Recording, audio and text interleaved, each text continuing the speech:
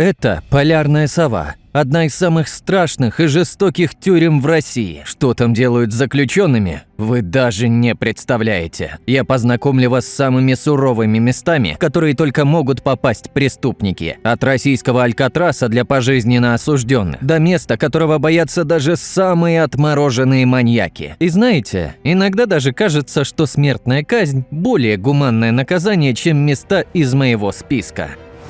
В липецком поселке Елец скрывается место с мрачным прошлым, известное среди местных как Елецкая крытка, начало которой было положено в далеком 1592 году, когда первым узником стал несчастный стрелец-дьякон. Тогда заключенных держали в подземных ямах, покрытых деревянными досками, а первое каменное строение возвели лишь в 1830 году. Елецкая тюрьма славится своей жестокостью. Каторжников, ссыльных и непокорных крестьян казнили за малейшие провинности, приковывая к стенам или заточая в камеры без света и еды. Именно такие условия сделали ее одной из самых ужасающих тюрем в России, где человек запросто мог сойти с ума от отчаяния. Но времена меняются, и если сегодня в Елецкой крытке уже не приковывают к стенам, условия остаются крайне суровыми. Из подпольных источников просачивается информация о насилии, которому подвергаются заключенные.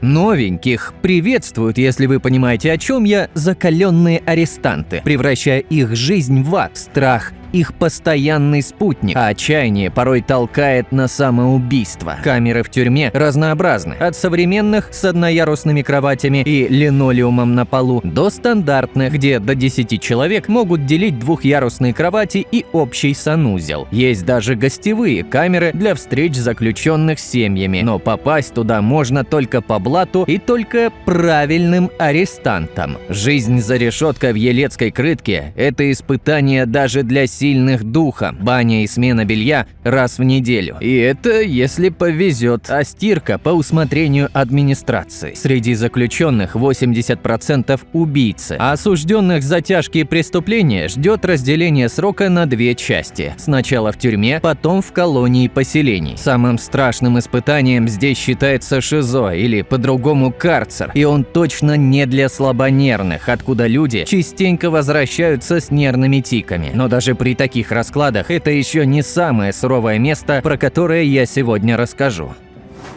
Вологодский Пятак, или как его еще называют Огненный остров, это очень опасное и жестокое место, затерянное среди безбрежных вод Новозера. На малюсеньком островке рядом с Белозерском этот уголок цивилизации выполняет лишь одну функцию – наказание. Когда-то здесь стояли стены Кирилла Новозерского монастыря, и еще раньше – языческое святилище. Но сейчас эти святые земли заменены стенами тюрьмы, которая по праву считается одной из самых суровых в России. Из Вологды до Белозерска все еще цивилизация, но потом начинается настоящая глушь. Леса, заброшенные деревушки и в конце Огненный остров, к которому ведет лишь древний деревянный мост. Жизнь на острове строго разделена. Если на Огненном содержатся заключенные, то на соседнем Сладком и в деревне Анашкино их охранники и местные жители, для которых соседство с колонией стало обыденностью, хоть и с определенными правилами. В тюрьме, рассчитанной на 500 человек, пыжи или пыжи, я так и не понял, как здесь называют пожизненно заключенных, составляют лишь малую часть контингента. С виду остров напоминает древний форт, окруженный стенами и колючей проволокой, словно крепость, стоящая на страже мрачных тайн. В общем, сюда стараются свозить самых опасных людей, склонных к побегу. Персонал тюрьмы заточен на то, чтобы сходу выбить все мысли о попытке избежать наказания. Лишь однажды отсюда попытались сбежать. Беглец выехал за стены в мусоровозе, но сам же вернулся обратно, понимая, что дальше идти ему некуда. Каждый преступник России боится услышать название этой тюрьмы при озвучивании своего приговора. «Черный дельфин» появился в 1773 году и предназначался для разбойников и участников Пугачевского восстания. Изначально колония представляла собой каторжную тюрьму, в которой заключенные разрабатывали илецкие соляные копи. Добычей соли занимались ссыльные, люди, которые попали под уголовное наказание, которое заключалось в их насильном перемещении в Сибирь. В 1800 1949 году работу в копьях заменили на горную промышленность. В 2000 году «Черный дельфин» переквалифицировали в тюрьму для пожизненно осужденных. Это означало, что в ней будут содержаться особо опасные преступники – террористы, людоеды и прочие отморозки, которые больше никогда в жизни не должны быть на свободе. По некоторым данным, колония рассчитана на 1600 заключенных. К сожалению или к счастью, сейчас в ней содержится около 900 преступников. «Черный дельфин» – объект с особым режимом безопасности. В нем существуют очень строгие правила. В колонии действует строгая изоляция заключенных друг от друга. В камерах содержится по 2, максимум 4 человека, а то, с кем будут жить заключенные, решают психологи. Все это сделано специально для того, чтобы снизить количество драк и конфликтных ситуаций внутри колонии. Некоторые особо опасные преступники содержатся в одиночных камерах. Например, людоед Владимир Николаев, который убил 2 человек, расчленил их, а дальше съедал какую-то часть, а оставшееся продавал своим знакомым или на рынок.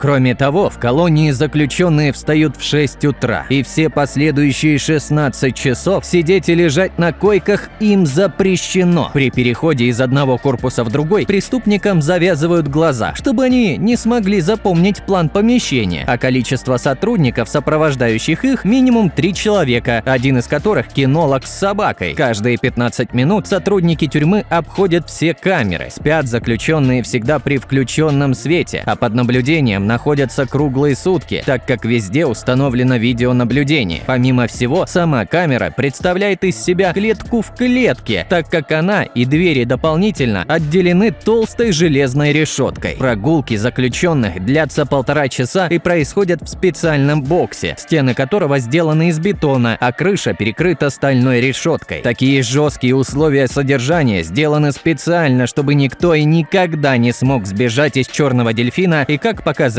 время, сделано это не зря. За всю современную историю колонии никто не смог сбежать из нее. Кстати, название колония получила за фигурки дельфинов черного цвета, которые сделали заключенные. Ну а дальше ты узнаешь о самой современной тюрьме для пожизненно заключенных.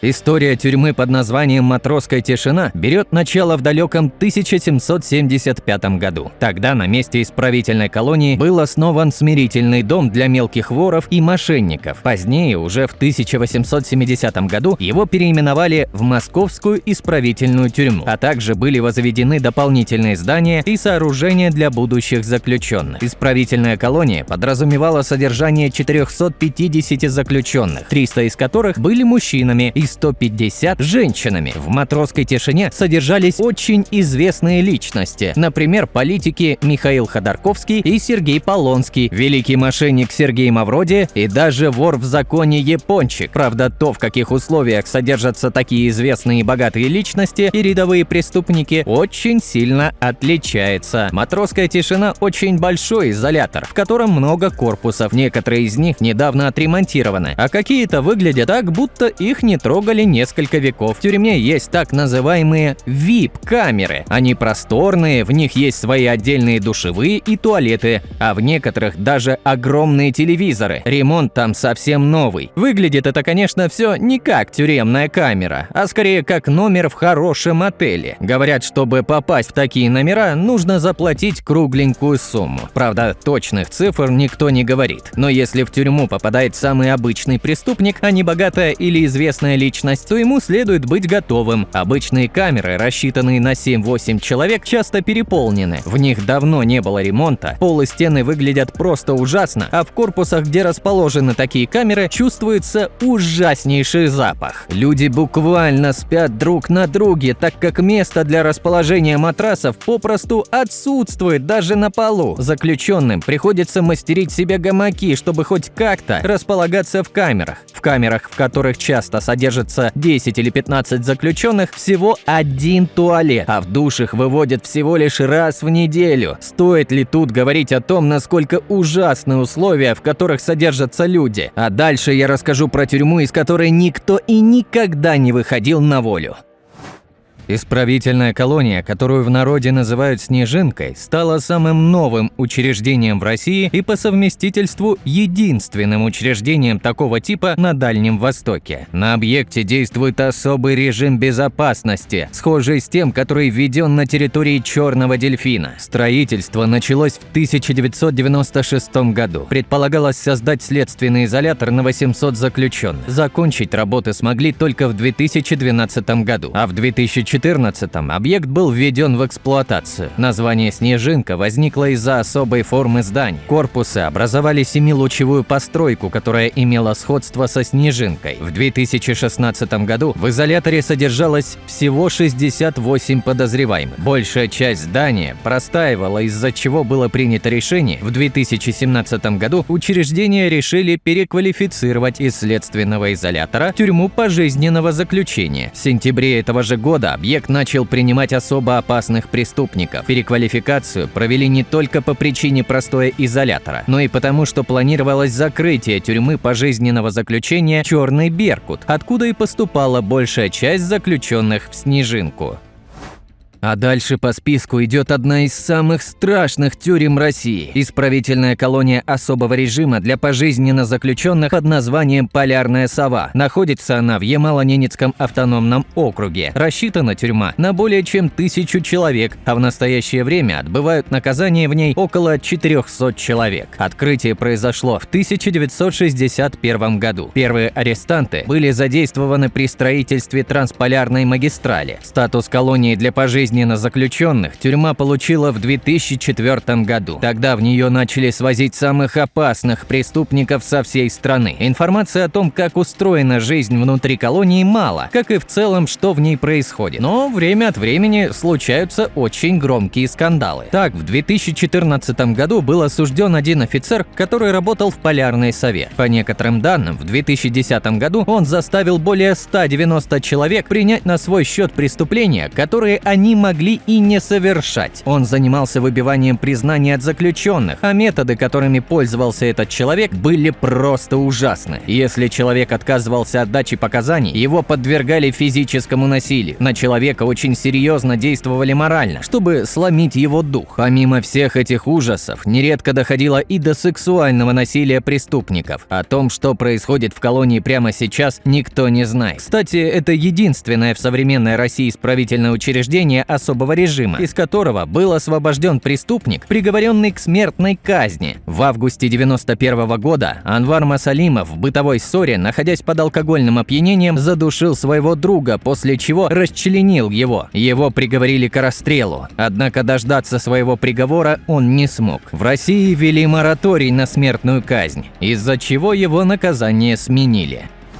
Исправительная колония номер 56 расположена в Свердловской области. Свое название «Черный Беркут» она получила по схожей ситуации, что и «Черный дельфин». На территории тюрьмы находится бетонная скульптура черного беркута, который держит в лапах голову поверженного змея. Стоит отметить, что и в том, и в другом исправительном учреждении к созданию скульптуры был причастен один и тот же человек – скульптор-самоучка Владимир Криштола, который совершил 2 убийства и изнасилования еще во времена СССР. Тогда его приговорили к смертной казни, но позже заменили наказание на срок в 25 лет. Сама колония в Советском Союзе была единственной тюрьмой, в которой содержались особо опасные преступники, которым заменили высшую меру наказания, смертную казнь, на 20-летний срок в колонии особого режима. После введения пожизненного заключения в качестве наказания преступникам в Черном Беркуте был построен еще один специальный корпус, чтобы именно там содержать таких заключенных.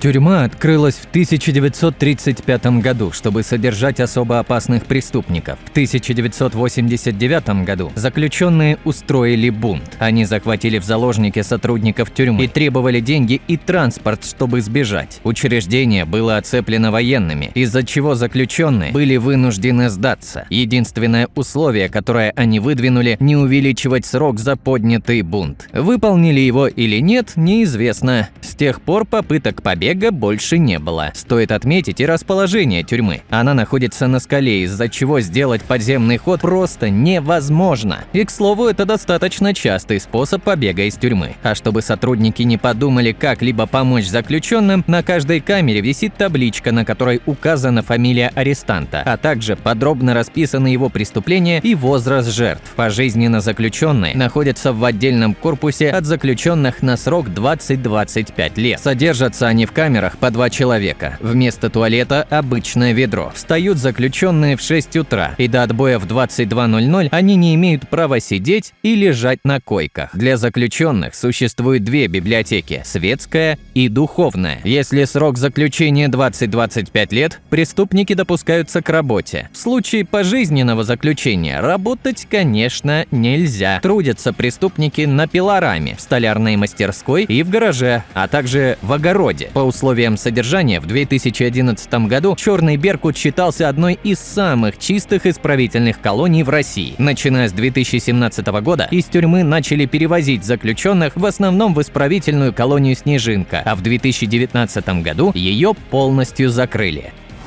Сегодня вы узнали о самых ужасных тюрьмах в России, которых боятся буквально все преступники. Спасибо вам за просмотр, не нарушайте закон и уважайте людей. До встречи в следующих видеороликах. Пока!